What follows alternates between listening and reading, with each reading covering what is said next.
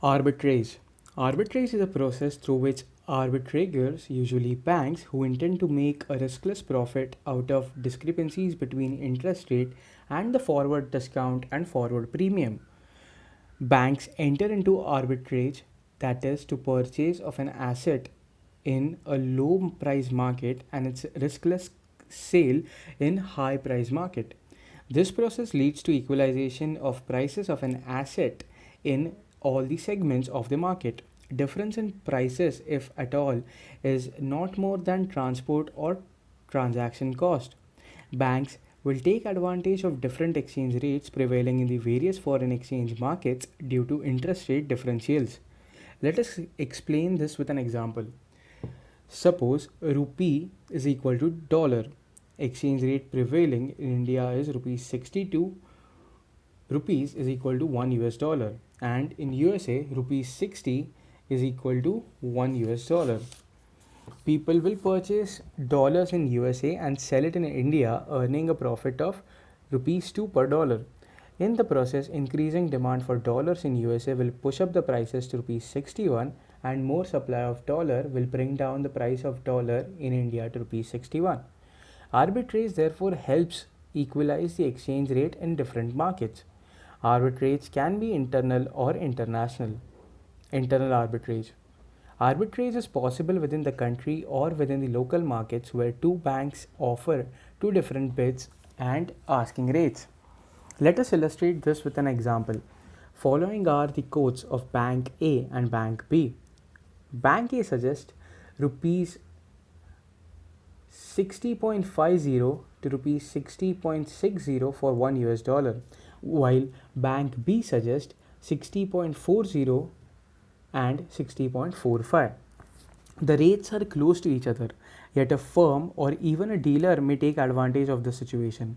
A dealer can purchase 1 lakh US dollars from Bank B and sell it to Bank A at 60.50, thus making 0.5 paise profit on a dollar, earning a sum of 5,000 rupees.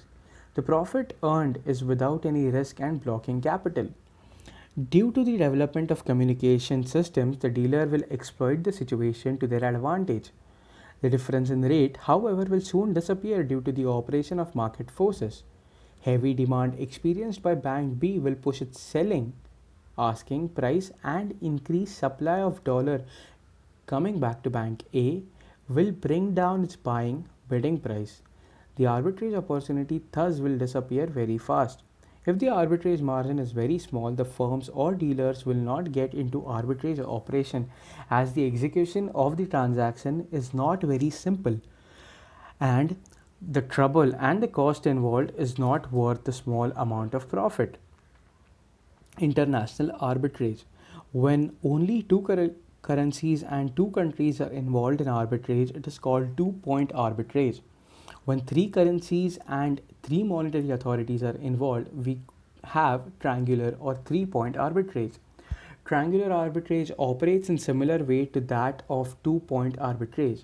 It increases the demand for cheaper currency and increases supply of dearer currencies, thus eliminating differences in exchange rates in different centers and in turn unifying all monetary centers into a single foreign exchange market. Interest rates and arbitrage. There is a relationship between interest rate and rate of inflation.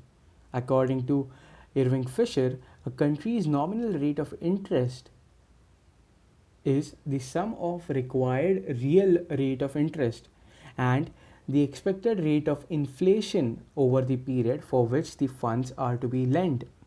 If the real rate of interest in a country is 5% and annual inflation is 5%, the nominal interest rate will be 10%. This relation is called Fisher effect, according to which a strong relationship seems to exist between inflation rates and interest rates. If the real interest rates between the countries differ, then arbitrage takes place. For example, if the real interest rate in India is 6% and in USA 4%, then money will flow to India to take the advantage of the difference in the real interest rate. The process will lead to an increase in money supply in India, leading to a lower real interest rate and shortage of dollars in USA, and subsequently an increase in real interest rate. According to the purchasing power parity PPP theory, there is a link between inflation and exchange rate, and as the interest rate reflects expectations about inflation, it follows that there must be a link between interest rate and exchange rate. Such a link is known as international Fisher effect. It states that for any two countries, the spot exchange rate should change in an equal amount but in opposite direction to the difference in nominal interest rates between the two countries. If India's nominal rate of interest is higher than USA's with the expectation of higher rate of inflation, the value of rupee against dollar should fall by that interest rate differential in future. For example, if the interest rate in India is 10% and in USA 6%, reflecting 4% higher expected inflation in India, we would expect the value of rupee to depreciate by 4% against the US dollar. Interest arbitrage may be uncovered or covered. Uncovered arbitrage. In this system, banks would take the risk to earn profit by investing in a high interest bearing risk free securities in foreign market. His earnings would be according to his calculations, provided the currency of the foreign market where he invested does not depreciate. If the depreciation is equal to the difference in interest rate, the investor would not incur loss.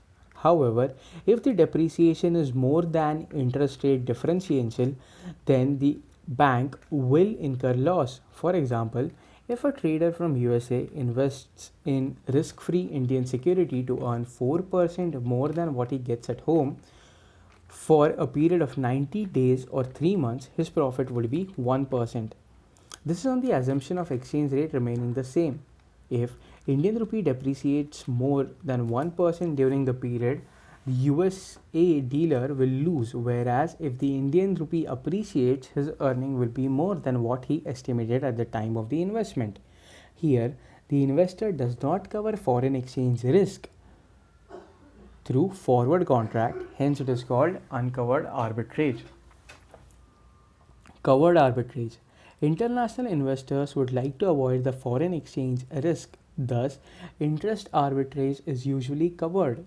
For this purpose, investors purchase foreign currency to invest the same in foreign country, which has higher rate of interest. At the same time, the investor sells forward the amount of foreign currency he is investing plus the interest on the invested amount for a period which will coincide with the maturity of the investment. The covered interest arbitrage refers to the spot purchase of the foreign currency to make the investment and offsetting a simultaneous forward sale of the foreign currency to cover the foreign exchange risk. Under this system, when the foreign investment matures, usually 3 months, the investors will get the domestic currency equivalent of the amount invested plus interest earned.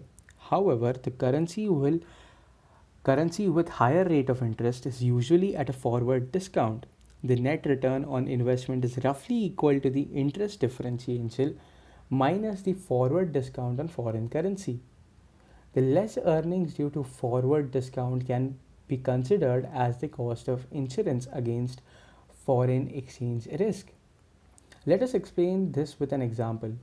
Where the interest rate in India is 10% and USA 6%, let us assume the rupee is at a forward discount of 1% per year.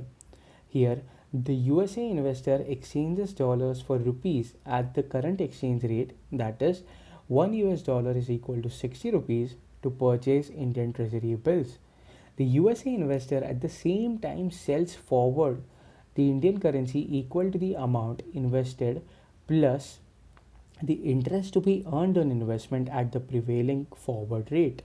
Since the rupee is at a forward discount 1% per year, the USA investor loses 1% on annual basis, 1/4% for 3 months.